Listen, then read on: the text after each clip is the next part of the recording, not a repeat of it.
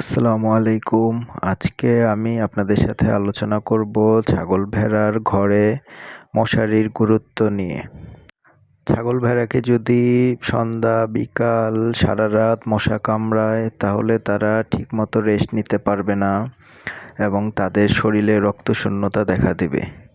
আপনি ভালো ভালো দানাদার খাওয়াবেন, ভিটামিনস, মিনারেলস খাওয়াবেন, কিন্তু তারা রক্তশূন্যতায় ভুগে দুর্বল হয়ে যাবে, প্রোডাকশন ঠিকমতো হবে না, সহজেই বিভিন্ন রোগে শোকে ভুগবে।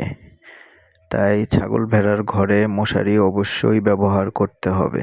শুধু রাতের বেলা মশারি দিবেন, দিনের বেলা মশারি তুলে রাখতে হবে, নয়তো ঘর আবদ্ধ হয়ে নিউমোনিয়া, পিপিআর এগুলি হওয়ার সম্ভাবনা বেড়ে যাবে সারা দিন রাত 24 ঘন্টা মশারি দিয়ে রাখলে। এই মশারির নেটগুলো কেজি হিসেবে অথবা গজ হিসেবে কিনতে পাওয়া যায়। এখানে 750 টাকার নেট লেগেছে এবং হাতে সেলাই করে মশারিটা তৈরি করা হয়েছে। মশারি ব্যবহার করলে একটা জিনিস অবশ্যই মনে রাখতে হবে, সারা দিন রাত মশারি দিয়ে রাখা যাবে না।